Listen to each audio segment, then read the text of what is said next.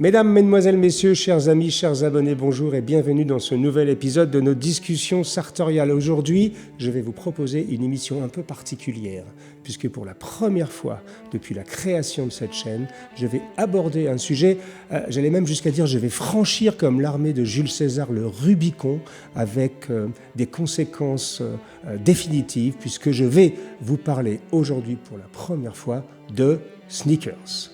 Vous avez bien entendu, je vais vous parler de sneakers. Alors, je dois vous l'avouer d'emblée, je fais partie de ceux qui, depuis que j'ai commencé Parisian Gentleman, il y a presque 15 ans maintenant, depuis que j'ai créé cette scène, depuis qu'on écrit tous nos livres avec Sonia, depuis qu'on produit toutes ces émissions avec mon équipe, avec Greg, avec Cosmas, j'ai été parmi ceux qui ont le plus plaidé en défaveur des sneakers. C'est-à-dire que je me souviens tellement de fois avoir écrit que je trouvais ça complètement dingue que des jeunes mettent 200, 300, 400 € dans un morceau de plastique fabriqué au Bangladesh avec une marque commençant par N ou commençant par R ou commençant par, allez je peux les dire, hein, Nike, Reebok ou Adidas et ce genre de choses. Je trouvais ça, alors c'est peut-être un conflit de génération, c'est peut-être un conflit de culture, j'étais tout à fait à l'aise avec le fait que c'était pas ma culture, mais je trouvais ça vraiment dommage qu'on mette tellement d'argent pour acheter une marque et finalement se retrouver avec un bout de plastique au pied. Alors évidemment, ces marques-là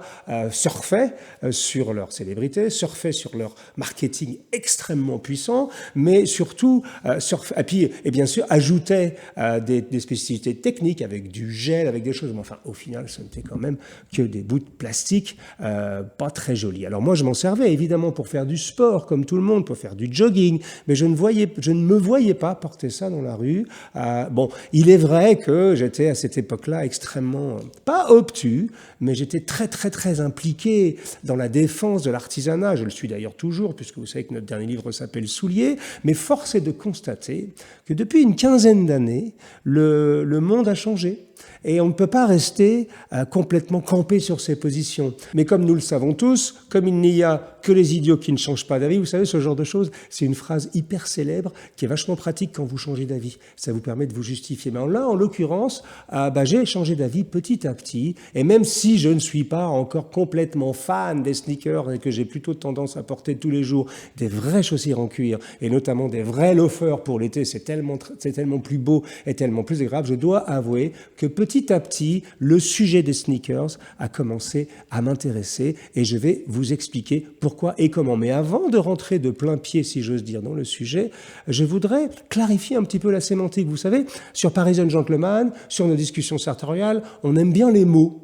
On aime bien la belle langue, on aime bien le beau français. Parfois, on l'avoue, on doit utiliser quelques anglicismes. Et là, en l'occurrence, s'il y a bien un secteur d'activité sur lequel les anglicismes règnent en maître, c'est le sujet des sneakers. Alors on appelle ça des sneakers, on appelle ça des trainers, on appelle ça des baskets, on appelle ça des tennis. Mais enfin là, on n'est pas embêté puisque ces 4 mots que je viens de vous citer sont tous d'origine anglaise. Alors, je me suis posé la question parce qu'en ce moment, on dit beaucoup sneakers, c'est un peu plus chic de dire sneakers que tennis ou basket. D'ailleurs, la maison Weston, dont on va parler plus tard, parce que je vous présente une petite sélection, évidemment, de sneakers, eux ont choisi de parler de basket. Mais bon, a priori, pour moi, basket, je crois que c'est aussi d'origine anglaise, parce que ça fait référence au jeu de basketball. Donc, enfin, bref. Alors, je me suis posé la question, pourquoi on dit sneakers ? Et moi, vous savez, j'ai la chance de vivre avec mon amoureuse, qui est ma femme, Sonia, qui est américaine. Et donc, je lui ai posé la question, qu'est-ce que ça veut dire sneakers ? Et sneakers, ça vient de to sneak up. Alors, to sneak up, si vous regardez dans le dictionnaire anglais, ça veut dire s'approcher de quelqu'un sans faire de bruit, sans être entendu et sans être vu, soit pour la surprendre, soit pour d'autres desseins. Mais donc, c'est cette notion-là. Pourquoi on utilise donc sneakers ? C'est parce que les semelles de ces objets de marche, contrairement aux semelles en cuir, ne font pas de bruit. Ça vous permet donc de sneak up, donc de vous approcher à pas de loup, littéralement, et de pouvoir surprendre la personne. Voilà l'origine du mot sneakers. Mais encore une fois, alors, certaines marques utilisent trainers, certaines marques utilisent sneakers, d'autres utilisent basket. Nous, pour cette émission, on va parler de sneakers. Alors, donc je vous le disais, moi j'ai jamais été fan de Nike, d'Adidas, de Reebok, mais enfin quand même, depuis une quinzaine, et j'allais même dire depuis une vingtaine d'années, je crois que c'est un peu encore une fois Berluti. Vous savez, Berluti, ils ont toujours eu un petit coup d'avance Berluti, dans les années 80, ont été les gens qui ont popularisé la patine avec Olga Berluti dans les années 80. Et puis, je crois qu'au début des années 2000, ils ont commencé à vendre des sneakers, ils ont commencé à essayer d'adapter les techniques bottières et à produire des belles tennis, des belles baskets, des beaux sneakers en cuir. Alors moi, j'étais pas très adepte de ça au début parce que je me disais quand même, quand on met 1500 €, 1200 €, voire 2000 € chez Berluti pour se retrouver avec une paire de baskets, je trouvais ça un tout petit peu outrancier. Je peux le dire aujourd'hui, j'étais pas client. Voilà, c'était joli, il y avait des choses qui commençaient à être un tout petit peu plus raffinées, mais c'était pas très joli. Et puis quand même, il y a beaucoup de gens qui ont continué sur ce chemin-là. Alors pour deux raisons. La première raison, c'est que nous vivons dans une société où le confort est devenu roi. On ne parle que de confort, alors notamment la société américaine, évidemment, qui ne vit que pour le confort, mais même nous, en Europe, et même moi, j'avoue, j'arrive à un âge où j'ai besoin de confort. Alors évidemment, grâce à la grande mesure tailleur, j'arrive à avoir du confort. Grâce à la grande mesure bottière, j'arrive à avoir du confort. Avec des très belles chaussures en cuir, on peut être extrêmement confortable. Mais je comprends ce mouvement vers plus de confort. Mais ce que je veux essayer d'expliquer aujourd'hui, c'est que ce n'est pas parce que vous cherchez du confort qu'il faut faire fi de l'élégance. Ce ne sont pas des sujets qui sont opposés, bien au contraire. Et c'est quelque chose qui est un peu, c'est une fausse idée que notre société a, que le confort est égal au relâchement. Non, vous pouvez être très élégant. Regardez, aujourd'hui, par exemple, je porte une chemise. Alors, je suis en chemise. D'ailleurs, vous avez remarqué, j'ai pas mis de veste aujourd'hui. Un, parce qu'il fait chaud. Et deux, parce que je parle de sneakers. Je trouvais ça un tout petit peu plus adapté de parler de sneakers en étant un tout petit peu moins formel. Mais par exemple, regardez, aujourd'hui, je suis extrêmement confortable. Je porte une chemise sur mesure, faite pour moi par Fiorenzo Auricchio, qui est un extraordinaire fabricant de chemises sur mesure uniquement à Naples. Sa marque s'appelle Davino, D'. À ne pas confondre avec Davino sans apostrophe, parce qu'il y a deux Davino. Les Napolitains, ils auraient pu quand même s'organiser un tout petit peu mieux. Lui, c'est Davino, D'. A-V-I-N-O, Napoli, voilà. Et là, j'ai donc une chemise en lin, un très très beau lin de chez Carlo Riva, qui est un tisserand extraordinaire en Italie. Bon, vous voyez, là, on est extrêmement décontracté. Je pourrais très bien aller sur la plage et je pourrais très bien, avec un joli Bermuda, rester élégant tout en étant confortable. Donc, vous voyez, cette notion de confort et d'élégance ne sont pas du tout antinomiques. C'est très important pour notre sujet d'aujourd'hui. Alors, il y a aussi une notion économique. Vous comprenez bien que des grands fabricants de chaussures, la chaussure en cuir, la belle chaussure, celle sur laquelle nous, avec Sonia, on a fait des beaux livres qui se vendent d'ailleurs très bien et je vous remercie de les avoir achetés. Mais bon, aujourd'hui, les grands fabricants de chaussures ne peuvent pas ignorer cette tendance lourde du marché que les gens veulent du confort, ils veulent être plus confortables, ils veulent plus décontractés, c'est l'époque qui veut ça. Et donc, la production de sneakers a explosé ces 10 dernières années et je crois qu'il n'y a quasiment plus aucune maison de souliers, qu'elle soit très prestigieuse ou moins prestigieuse, qui n'ait pas de sneakers, de baskets, de tennis ou de trainers dans leur gamme. Et on leur en veut pas parce que parfois, c'est beaucoup plus facile de vendre des sneakers, des trainers que de faire des chaussures avec un cousu très pointe. On gagne plus d'argent, ça prend moins de temps à faire et les gens les achètent de manière plus facile. Mais pour autant, alors on pourrait se dire, mais qu'est-ce qu'il est en train de dire, Jacomet ?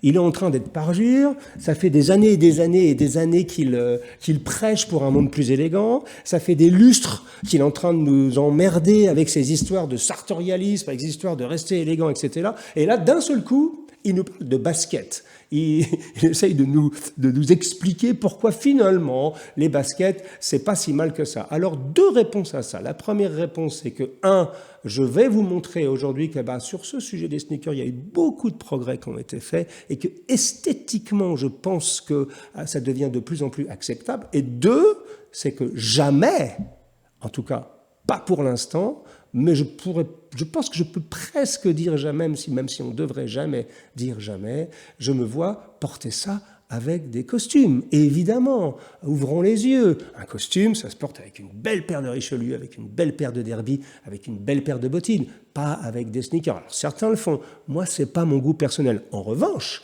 le week-end ou dans un resort, si vous allez, ou dans un hôtel de plage, ou même simplement le week-end pour aller se balader à l'extérieur, pour aller au marché, avec une belle paire de chinos, avec une belle paire un beau pantalon en coton, un beau pantalon blanc en mélange de lin, soie et laine, ou même avec une belle paire de jeans, avec un beau denim, ça marche très bien, les sneakers. C'est même parfois plus cohérent qu'une belle paire de Richelieu ou de Derby. Vous voyez, donc, je me suis ouvert l'esprit sur le sujet petit à petit et je suis sorti de cette image, alors qui n'est pas une image d'Épinal, mais j'ai réussi à trouver mon chemin dans ce labyrinthe des sneakers en évitant à tout prix les Nike, les Reebok, les Adidas, les Puma et tous ces gens qui vendent du plastique au prix de l'or. Alors, comme je vous l'ai dit, les gens qui ont un peu ouvert la voie, c'est les grandes marques, alors j'allais dire italiennes, il se trouve que Berluti c'est français, mais enfin à consonance italienne, les Ferragamo, les Berluti,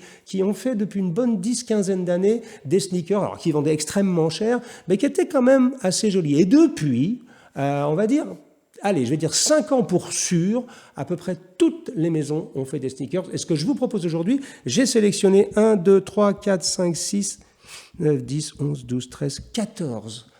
j'aurais dû compter avant, excusez-moi, on fait tout en direct ici, que j'ai glané ici et là. Alors, je me suis donné un cahier des charges pour ça.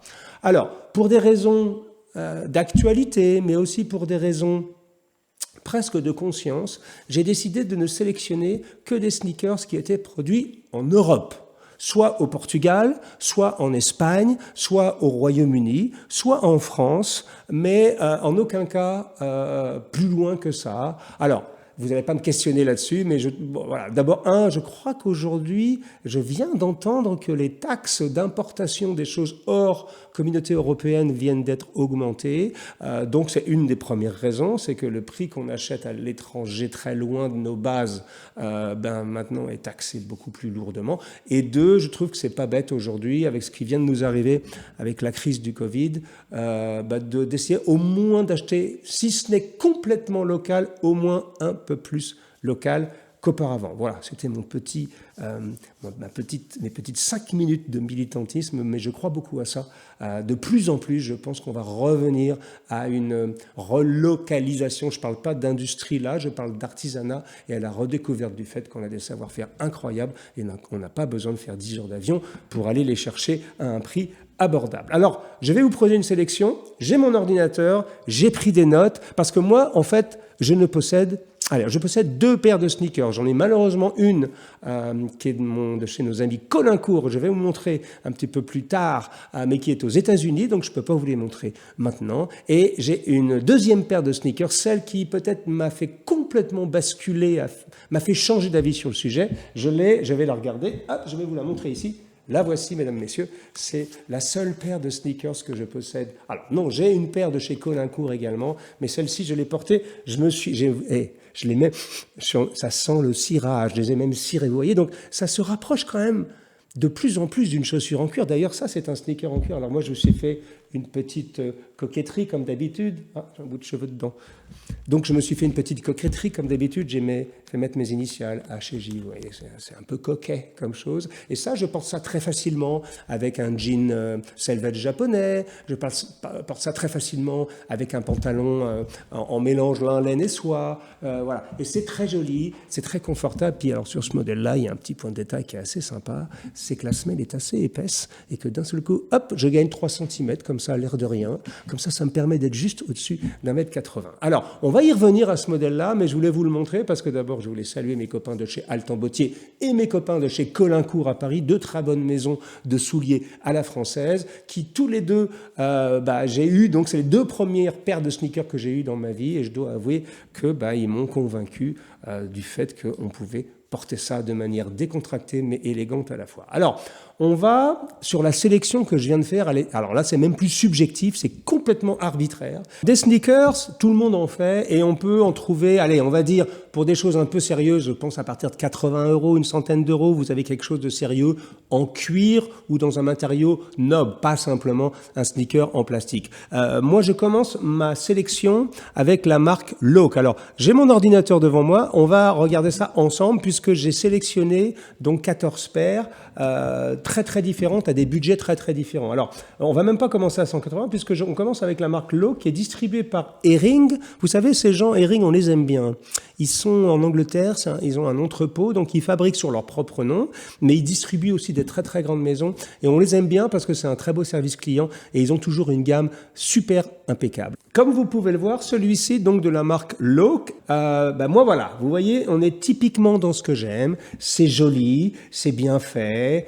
Alors moi j'ai pris la couleur marron, regardez, je crois que ça existe en noir, ça existe en blanc, ça existe en cuir grainé, ça existe en cuir lisse. Là, ça coûte 150 €.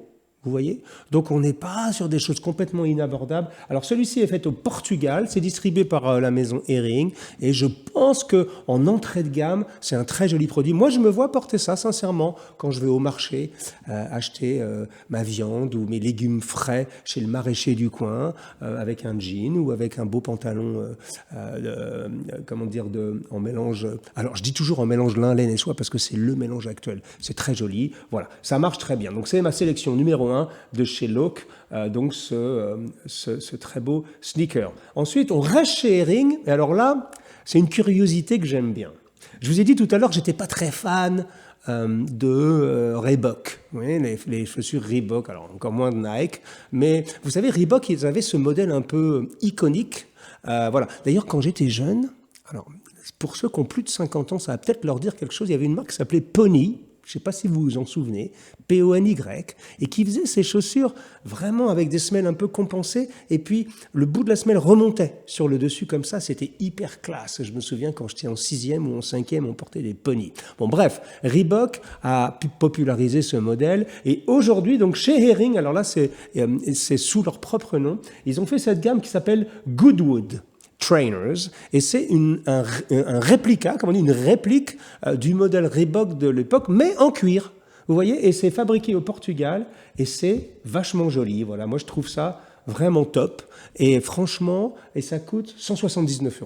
Voilà. Donc là, on commence, comme vous pouvez le voir, c'est plus tout à fait une basket. Comprenez, ça devient un objet avec lequel on peut rester élégant.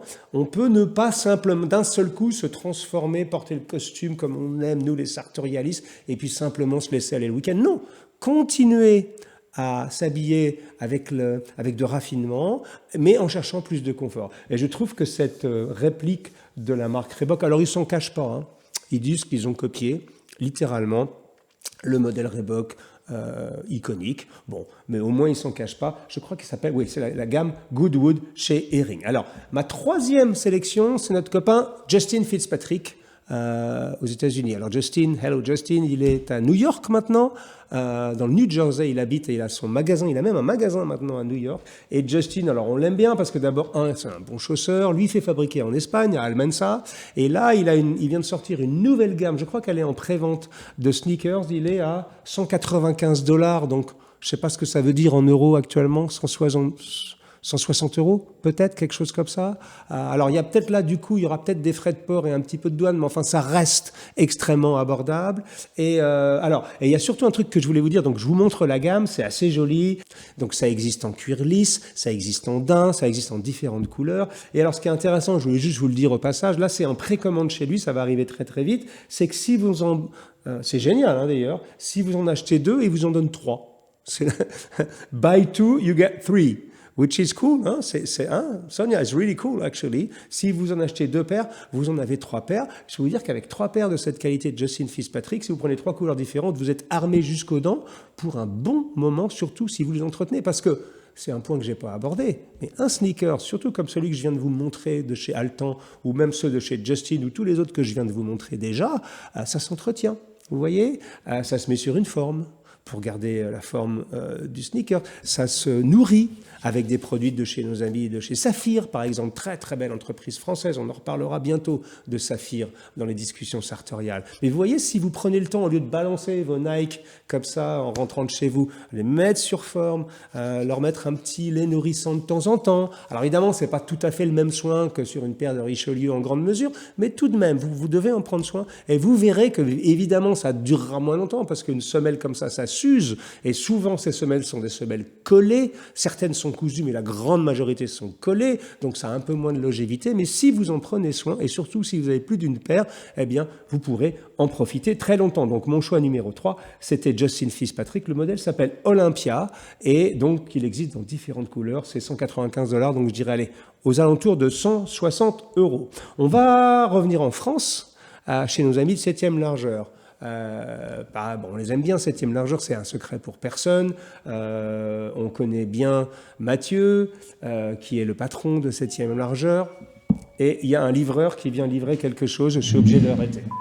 7e largeur, si vous suivez les discussions sartoriales, vous en avez entendu parler, c'est une maison qu'on aime bien. On connaît bien Mathieu Price, le cofondateur de 7e largeur. C'est des gens qui font fabriquer en Espagne, qui ont un vrai savoir-faire. On les aime bien, surtout pour le rapport qualité-prix et pour le service client. Et eux, ils viennent de sortir alors un modèle en cuir de cerf blanc qui est assez joli.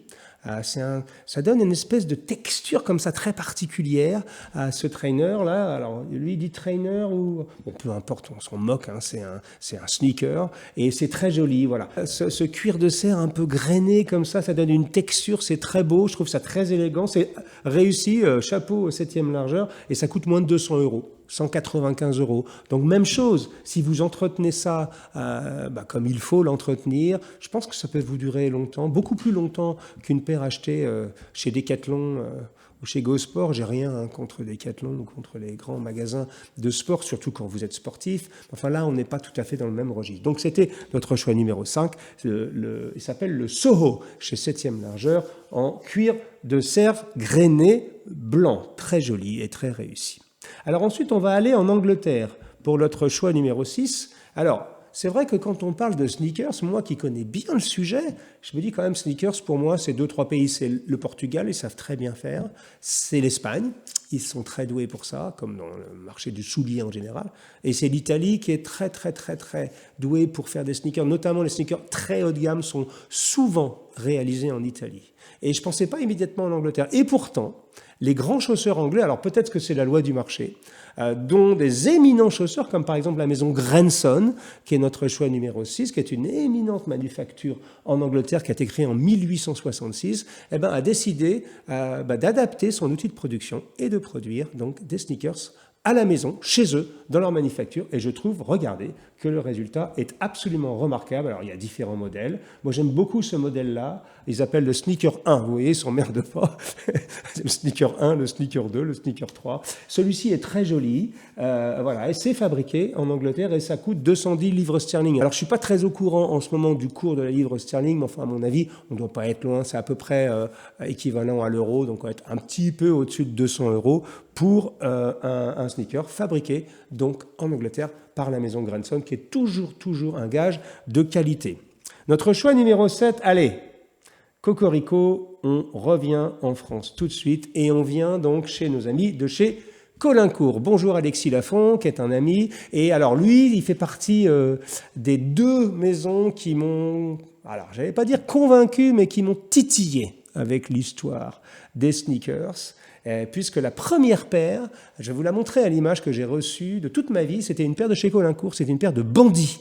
C'est comme une basket montante couleur verte, alors que je ne peux pas vous montrer aujourd'hui parce que je ne l'ai pas ici à la maison, mais que j'ai trouvé déjà agréable parce qu'ils appliquaient chez Colincourt donc le travail de patine sur un très joli cuir, sur un modèle de basket. Mais ils ont un modèle depuis qu'ils ont lancé qui s'appelle le Tokyo, que je vais vous montrer maintenant. Alors là, bon, on passe de 200 € et là, d'un seul coup, on arrive à 345. Alors inutile de vous dire qu'entre 200 et 350, il y a des dizaines et des dizaines et des dizaines de marques qui proposent des choses très intéressantes. Je voulais juste vous donner un petit tour d'horizon. Donc revenons à Colincourt. Donc j'adore leur modèle Tokyo parce que je trouve que ça a du style. Voilà, là on rentre.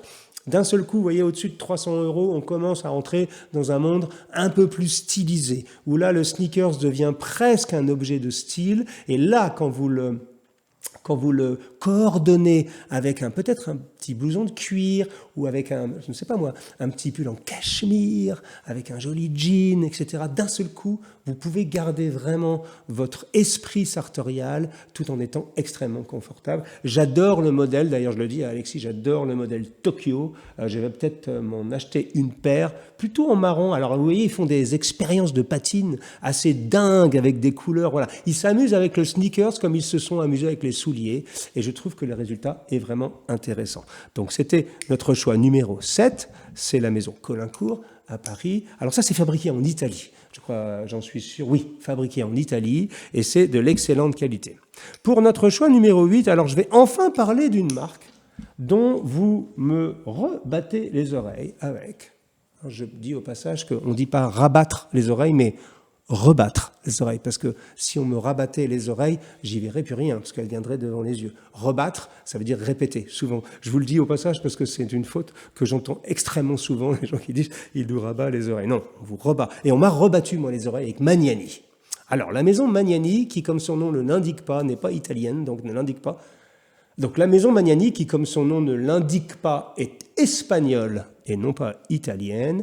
Ça fait des mois et des années presque qu'on me dit « mais pourquoi vous ne parlez pas de Magnani ?» parce qu'ils font quand même des chaussures super. Alors moi, je n'étais pas un très très grand fan. Je trouvais que leur style était un tout petit peu outrancier, un petit peu too much, comme on dit en Angleterre ou aux États-Unis. Et puis finalement, dans le monde du sneaker, en revanche, je trouve qu'ils sont très forts. Alors eux, ils ont une gamme extrêmement large. Et celle que j'ai choisie, elle ressemble un petit peu vous voyez, à la Reebok dont on a parlé précédemment, que nos amis de Hering avaient copié. Mais là, on est sur une qualité. On le voit tout de suite. Le cuir est beau. Voilà, ça a vraiment de la gueule. C'est chez Magnani. Alors, ça coûte 350 €. Vous voyez, alors là, on commence à rentrer dans des choses un tout petit peu plus onéreuses. Mais là, on commence à rentrer presque dans de la vraie chaussure. Même si la semelle est sans doute collée, vous voyez qu'il y a un travail de cuir, il y a un travail de patine, et là, subitement, ça nous ouvre l'imagination. Moi, je peux porter ça avec plein de choses différentes, hormis, évidemment, avec un costume ou avec une tenue business, parce que ça ne fonctionne pas du tout. Je trouve que c'est presque, là, pour le coup, c'est antinomique. Et en revanche, avec des tenues beaucoup plus décontractées, donc hors business, je me vois très facilement, surtout le week-end, porter cela. Donc c'était notre choix numéro 8 de la maison Magnani en Espagne. Alors ce modèle s'appelle le Camarena. Camarena, je ne sais pas comment on dit puisque ce sont des Espagnols. Nous allons passer maintenant à notre choix numéro 9 et je ne pouvais pas ne pas parler de la maison Weston. Alors évidemment, quand on parle de Weston, on parle de Limoges. J'ignore si quelqu'un de Weston regarde cette émission, j'ignore si c'est fait à Limoges ou si c'est fait en Italie. À mon avis, je voterais plus pour l'Italie, mais peut-être c'est fait dans la manufacture très célèbre de la maison Weston à Limoges. J'aimerais bien avoir l'information si quelqu'un pouvait me la donner. Ceci étant dit, quand on parle de Weston, on parle toujours de la même chose. Qualité, style sobre, et longévité. Vous regardez ce sneakers, alors ils appellent ça une basket en cuir de veau lisse marron. Vous voyez, eux, ils prennent pas, ils appellent ça une basket. Voilà, c'est bien fait, c'est très sobre, c'est très chic, c'est très retenu, c'est très Weston, d'une certaine manière. Et je ne pouvais pas, et ça coûte 400, je crois qu'on monte un tout petit peu en prix, ça doit coûter un petit peu moins de 500 €, 490 €. Mais enfin, évidemment, chez Weston, vous avez immédiatement, on monte encore d'un cran en termes de qualité de cuir et en termes de sobriété globale. Voilà, j'aime beaucoup, j'avoue. C'est presque... Je dois vous avouer, ça me fait bizarre quand même de parler, là. Ça fait 20 minutes que je vous parle de sneakers, ça me fait bizarre, mais je dois vous avouer que quand même, je trouve ces objets de style. Alors évidemment, moi à 80% du temps, ne vous méprenez pas, à 80% du temps, je porte des Richelieu, je porte des derbies, je porte des bottines, je reste un grand amateur de souliers classiques, mais 20% du temps, 15 à 20% du temps, je ne suis pas contre les sneakers, je crois que vous l'avez compris. Donc c'était notre choix numéro 9, la maison Weston, et nous allons passer en choix numéro 10, donc à la maison Altan, qui pour moi, alors, dans le registre des sneakers créatifs, je trouve qu'Altan est vraiment au top. Bon, d'ailleurs, ils sont au top en général en termes de design et de patine, ils prennent des risques. Donc, je vous l'ai montré tout à l'heure, hein, c'est cette paire-là, donc je vais vous la montrer maintenant à l'écran, comme ils la montrent sur leur catalogue. Celle-ci s'appelle le Adam, ou Adam. Là, on est à 550 €, donc on monte encore un tout petit peu d'un cran. J'adore, je l'ai beaucoup porté déjà. Sonia, I wore this a lot. Oui, et c'est super agréable, j'avoue, voilà, je peux vous le confesser. Donc ça, c'est... Alors, si vous voulez des choses qui ont vraiment de la personnalité, quelque chose de différent, rendez visite à Altan. Ils sont rue Lincoln, à côté des Champs-Élysées. Je crois qu'il y a une autre boutique rue Miroménil, mais la boutique de rue Altan est la plus importante. Rue Lincoln est la plus importante. Et il y a vraiment du choix. Et en plus, l'accueil est toujours très bon. avec notre ami Pierre et notre ami Altan, puisque c'est son prénom. Donc vous serez toujours bien reçus, surtout si vous venez de notre part. Il n'y a aucun lien de business pour ça, mais c'est simplement que ce sont des copains et c'est des gens qu'on aime bien. Donc c'est notre choix numéro 10, Altan Bottier, c'est incontournable dans le monde du sneaker haut de gamme. Ils sont vraiment extrêmement créatifs. Pour notre choix numéro 11, alors on va aller aux États-Unis sans aller aux États-Unis, puisque c'est une marque américaine avec un nom italien et qui est fabriqué en Italie. C'est nos amis de chez Scarpe Di Bianco. Et Scarpe Di Bianco, on les soutient depuis un petit moment parce que d'abord, on trouvait avec Sonia que parmi les marques américaines, Scarpe Di Bianco se démarquait. Ils avaient un style, ils avaient, comment dire, une espèce de patte comme ça qui était presque étonnante en Amérique. Voilà. Et alors évidemment, dans le monde du sneaker, ils font fabriquer en Italie. C'est très beau, voilà. Et moi, j'aime beaucoup le modèle qui s'appelle Binetto Melograno. C'est marrant parce que c'est une marque qu'on trouve quasiment qu'aux États-Unis. Mais enfin, vous pouvez le commander en ligne, évidemment. Et je trouve ça très joli. Alors, ils ont une gamme très très large aussi. Toujours comme c'est le cas chez Scarpe Di Bianco, c'est bien fait, c'est joli, c'est de la bonne qualité, c'est bien senti et surtout ça a vraiment de la gueule, quoi. Voilà. Donc Scarpe Di Bianco, c'est notre choix numéro 11. Alors nous, vous savez, on est des gens fidèles. On a eu Pierre Cortet, pas à cette table, c'était sur une plus grande table, mais dans cette pièce-là, il y a 5-6 mois, on a fait une très belle discussion avec lui. Et Pierre, Pierre, il a dessiné des sneakers, évidemment, parce que Pierre, il sait tout dessiner, ce garçon, de toute façon.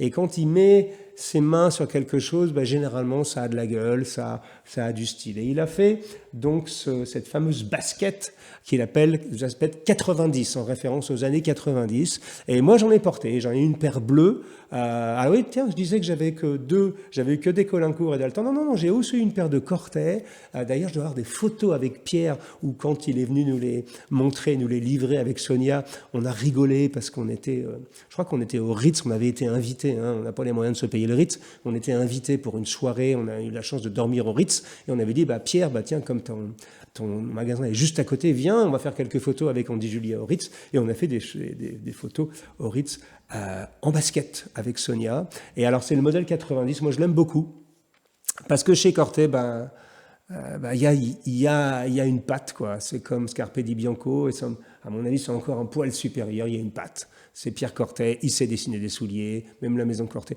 Ils savent donner une personnalité particulière, et je trouve que ces sneakers sont extrêmement bien réussis. Alors, ils en font d'autres, Ils ont une gamme relativement large maintenant, mais je trouve que le 90, c'est une vraie réussite. Alors, je connais pas les prix, on doit s'approcher des 1 000 euros, peut-être un tout petit au-dessus de 1 000 euros. Alors, évidemment, là, vous payez vraiment le style Cortet. C'est le soin qui sera apporté à sa fabrication, mais surtout le style Cortet qui est très particulier, qui est très marqué. Et là, on rentre vraiment dans le sneaker de luxe. Et pour les 2 dernières maisons, alors là, on va changer de catégorie. On va parler d'abord de quelqu'un que j'avais, je ne sais pas pourquoi, je l'avais pas oublié, mais j'avais omis de le citer dans toutes les émissions qu'on a fait, et c'est un peu une injustice que je voudrais réparer aujourd'hui devant vous. C'est d'ailleurs mon ami Stéphane Jiménez qui m'a dit « Mais Hugo, pourquoi tu ne parles pas de la maison Clairvoy ?» C'est une maison géniale. Alors pour la petite histoire, la maison Clairvoy, dont le maître bottier s'appelle Nicolas Mestrio, j'espère que je le prononce bien. C'est marrant parce que ça sonne presque comme maestro, mais c'est Mestrio, Nicolas Mestrio. La maison Clairvoy, je crois, appartient au Moulin Rouge, le cabaret Le Moulin Rouge. Vous savez pourquoi ? C'est parce que historiquement, c'est la maison qui fabrique qui fabriquait et qui fabrique toujours d'ailleurs tous les souliers pour la troupe des artistes du Moulin Rouge sur mesure. Donc chaque danseur, chaque personne qui fait partie de la revue du Moulin Rouge a une paire de souliers sur mesure. Donc les dames qui dansent le French Cancan au Moulin Rouge ont une paire de souliers sur mesure. Donc vous imaginez la technicité que ça représente pour avoir des talons très hauts, mais qui soient très confortables pour permettre à des danseurs et des danseuses professionnelles d'être à l'aise quand ils dansent. Ça vous montre la technicité de ces gens-là. Et alors donc la maison Clairvoy, depuis, alors j'ignore comme je les connais assez peu, peut-être depuis quelques années j'imagine, en tout cas récemment, a décidé de lancer donc une gamme de sneakers, mais à la différence de tout ce que je viens de vous expliquer, qui sont faits chez eux, donc dans leur atelier, intégralement à la main, comme une vraie chaussure.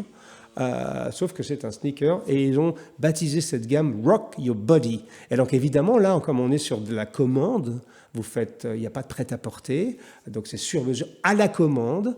Eh bien, vous pouvez choisir les matières, vous pouvez choisir du cuir normal, vous pouvez choisir des peaux exotiques, vous pouvez le faire en crocodile, vous pouvez le faire en ce que vous voulez, en toile si vous voulez. Et le ciel est la limite de votre créativité. Et je sais que Nicolas Mestrio est très friand de sneakers un peu extravagants comme ça, un peu pas extravagants dans le mauvais sens du terme, à force personnalité. Et donc ça s'appelle Rock Your Body.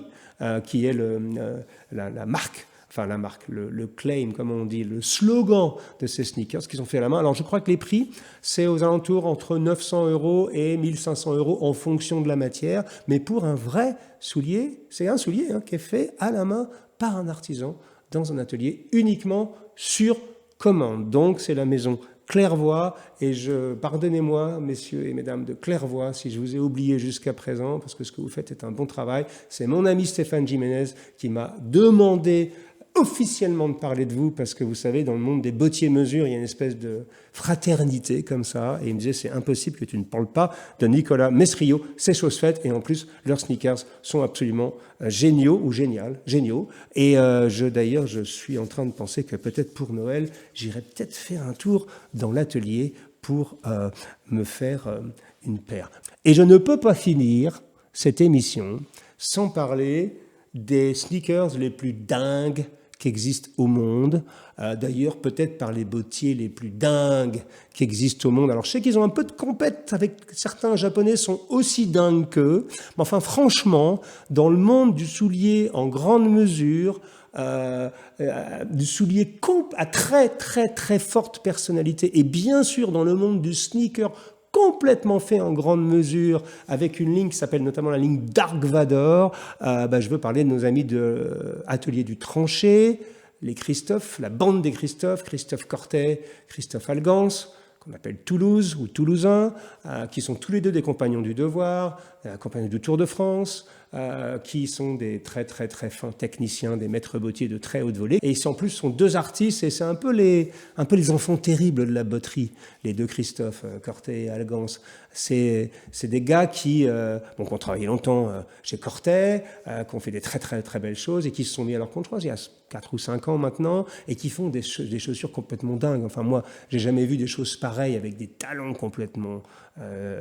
c'est très créatif. Voilà, on est vraiment à la frontière entre l'art et l'artisanat, vous voyez, et c'est vraiment un mode d'expression.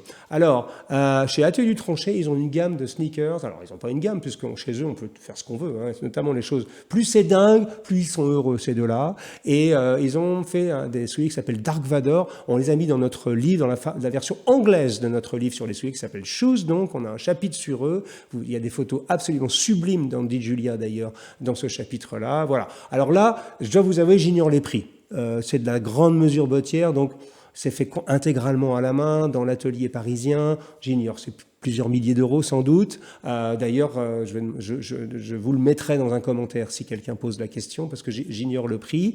Mais bon, ça coûte de l'argent. Mais là, on n'est même plus dans le domaine du sneakers. On n'est même plus dans le domaine du soulier, on est dans le domaine d'un objet d'exception, mais je sais qu'il y a une clientèle pour ça. Moi, si j'avais le portefeuille, je serais assez facilement client pour ça. Alors, il y a des choses très extravagantes, bien sûr, chez eux, très créatives. Ils peuvent vous faire des choses beaucoup plus discrètes, voilà. Mais pour moi, c'est un peu l'Everest du sneakers. C'est un peu l'Everest de la basket. C'est Atelier du Tranché et Cocorico, c'est à Paris. Donc, vous voyez, les deux ateliers qui font, selon moi, les sneakers les plus intéressants au monde. C'est deux ateliers parisiens, Clairvoy, donc, qui appartient au Moulin Rouge, et Atelier du Tranché, Christophe Cortet et Christophe Algance. Donc, vous voyez, en France, on a toujours cette espèce de complexe, j'en ai marre d'entendre ça, que la France n'est pas compétitive, que la France ci, que la France ça. On a des artisans géniaux, on a des artisans que le monde entier nous envie, et sur cette chaîne, on va continuer à les défendre comme il se doit. Voilà. J'espère ne pas avoir été trop long.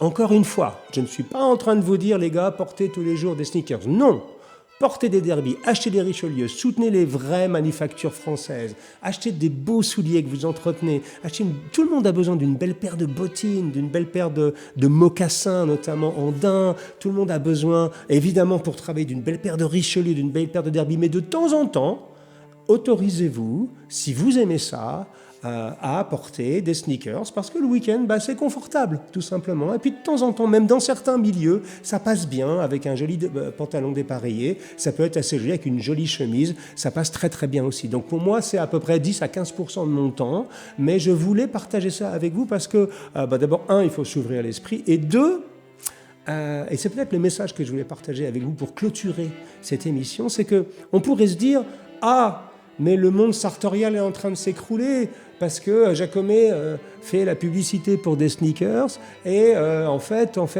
finalement, Nike et Reebok ont gagné. Tout le monde va porter des sneakers dans la rue et c'est la mort du Richelieu et du Derby. » Oui, d'abord je dis oui mais non, je ne suis pas d'accord avec ça parce qu'on peut aussi regarder la chose dans le sens inverse et on peut se dire tiens c'est marrant, le monde du sneakers et de la basket, il a été influencé par le monde sartorial. C'est-à-dire qu'au lieu d'avoir des morceaux de plastique vendus au prix de l'or, subitement on a du vrai cuir.